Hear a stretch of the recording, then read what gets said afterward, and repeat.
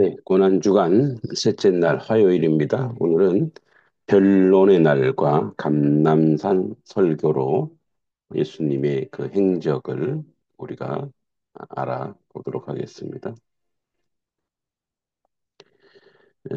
본문 24장, 25장인데 다 읽을 수 없고 7절까지만 읽겠습니다. 예수께서 성전에 나와서 가실 때에 제자들이 성전 건물들을 가리켜 보이려고 나아오니 대답하여 이르시되 너희가 이 모든 것을 보지 못하느냐 내가 진실로 너희에게 이르노니 돌 하나도 돌 위에 남지 않고 다 무너뜨려지리라. 예수께서 감람산 위에 앉으셨을 때에 제자들이 조용히 와서 이르되 우리에게 이르소서 어느 때에 이런 일이 있겠사오며 또 주의 임하신가 세상 끝에는 무슨 징조가 있사오리이까. 예수께서 대답하여 이르시되 너희가 사람의 미혹을 받지 않도록 주의하라. 많은 사람이 내 이름으로 와서 이르되 나는 그리스도라 하여 많은 사람을 미혹하리라. 난리와 난리 소문을 듣겠으나 너희는 삼가 두려워하지 말라. 이런 일이 있어야 하되 아직 끝은 아니니라. 민족이 민족을 나라가 나라를 대적하여 일어나겠고 곳곳에 기근과 지진이 있으리니.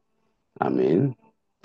요 성전 이제 예루살렘 지도입니다. 그래서 화요일 변론의 날 예수님이 이제 bet박에서 겟세마네로 또 성전에서 이야기하시고 하는 모습들이 쭉 보입니다.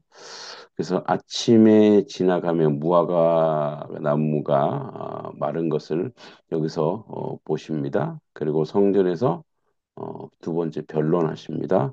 세 번째 문둥이 시몬 집에서 마리아의 향유를 부읍니다. 어, 그죠? 성전 세 번째 예, 여기서 베다니에서 그리고 가룟 유다와 제사장들의 모의를 합니다. 예, 가야바의 집에서 이런 내용으로 정리됐습니다. 먼저 종교 지도자들과 대화인데 예수님의 그 이제 생애 마지막 주간 화요일 이제 전날에 성전을 청결케 하신 예수님께서 하루 종일 가르치고 끝까지 전도하는 것, 곧 종교 지도자들과 백성들에게 구원을 전하는 모습으로 끝을 맺습니다. 화요일 아침 베다니를 떠나 성전을 향하던 예수님 일행은 저주받은 무화과 나무가 말라 있는 것을 발견했습니다. 베드로는 무화과 나무가 말랐음을 고했고 예수님께서는 무엇이든지 기도하고 구하는 것은 받은 줄로 믿으라. 그리하면 너에게 그대로 되리라고 하시며 믿음에 대해 말씀하셨습니다. 성전에 들어가신 예수님은 종교 지도자들과 백성들로부터 많은 질문을 받으셨고 그들을 말씀으로 깨우쳐 주셨습니다. 예수님이 건세된 질문이 이제 마태복음, 마가복음, 누가복음에 있는데 성전에 거니시는 예수님께 제사장들과 서기관들과 장로들이 나와서 무슨 권세로 이런 일을 하느냐? 누가 이런 일할 권세를 주었느냐라고 물었습니다. 예수님은 요한의 세례가 하늘로서냐 사람에게로서냐 내게 대답하라는 질문을 던짐으로 종교 지도자들의 음모를 물리쳤고 예수님 자신의 권위가 하늘에서 왔음을 시인하게 됐습니다. 자, 질문을 한 종교 지도자들에게 세 가지 비유를 말씀하십니다. 아, 예수님의 두 아들의 비유, 악한 농부의 비유, 혼인잔치 비유를 통해 종교 지도자들을 책망했습니다. 서기관들과 대제사장들은 이 비유가 자신들을 가리켜 하신 말씀인 줄 알았고 즉시 예수님을 잡으려 했으나 백성들이 두려워서 잡지 못했습니다. 또 납세에 대한 질문도 있었습니다. 이어서 종교 지도자들은 예수님을 공경에 빠뜨리기 위해서 납세 문제로 접근했습니다. 그들은 가이사에게 세를 바치는 것이 가합니까 불가합니까라고 물었는데 이 세금은 남자 14세, 여자 12세 이상 65세까지 사람들에게 로마 정부가 부과했던 인두세입니다. 사람 이제 머리 쓰죠. 가이사는 로마의 제2대 황제 디베료를 말하고 세금은 황제의 형상에 새겨진 로마 화폐를 바쳐야만 했습니다.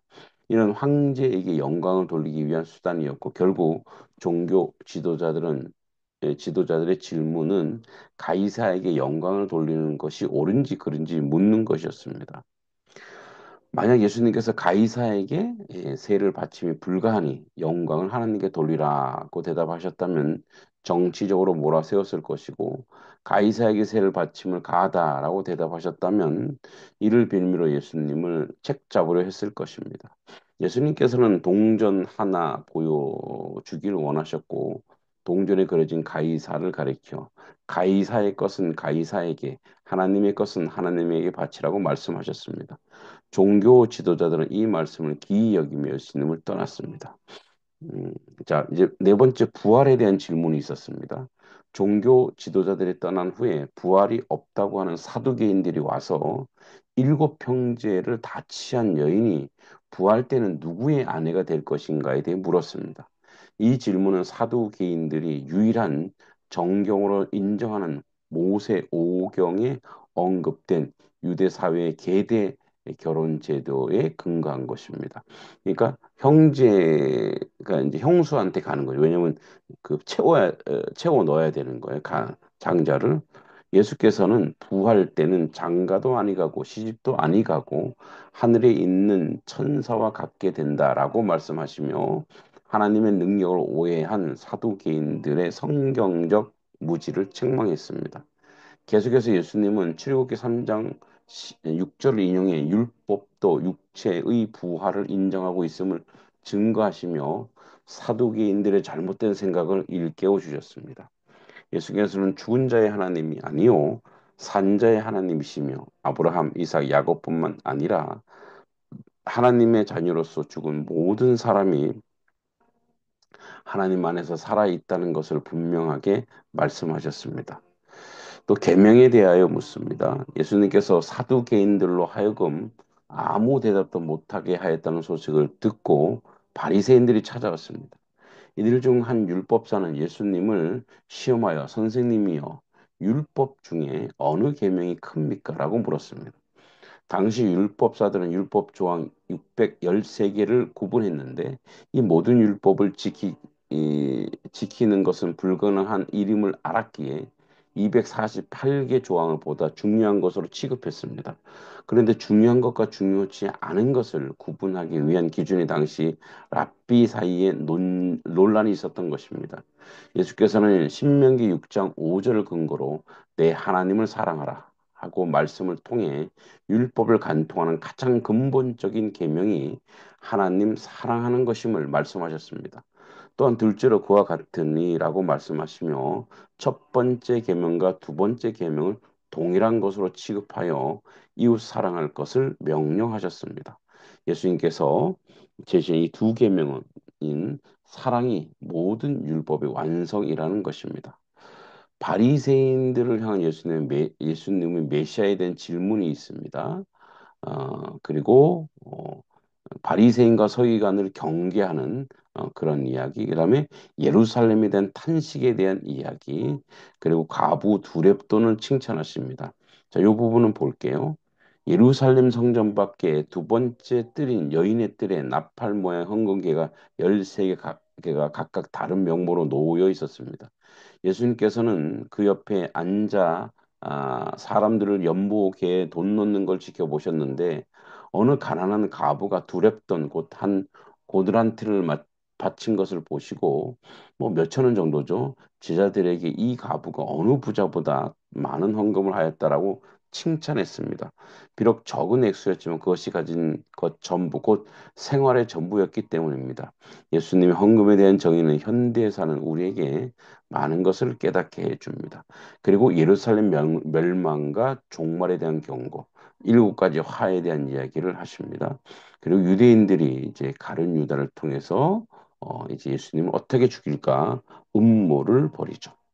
그리고 기름 부음을 받으십니다.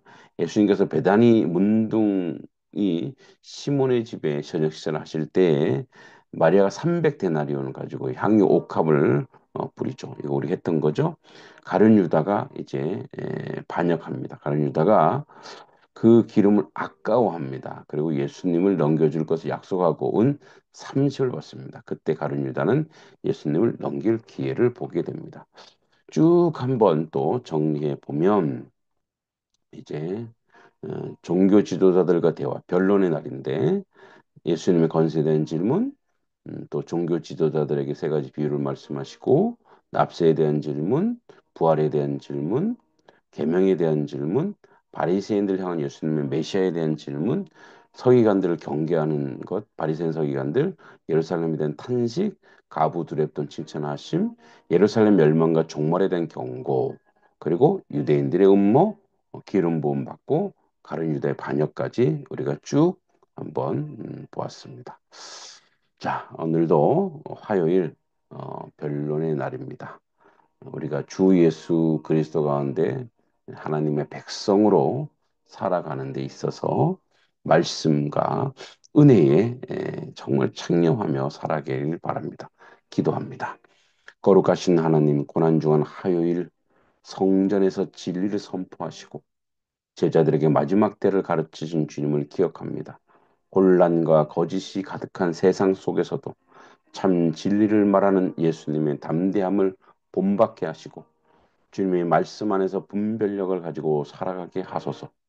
주님 오늘도 바쁘고 혼란한 일상 속에서 종말을 기억하며 깨어 기도하고 준비하는 삶이 되기를 원합니다. 세상의 마음을 빼앗기지 않고 하늘의 것을 사모하게 하소서. 또한 주님 앞에 나아올 때 겸손과 회개의 마음으로 서게 하시고 진정한 믿음을 가지고 살아가는 자 되게 하여 주옵소서.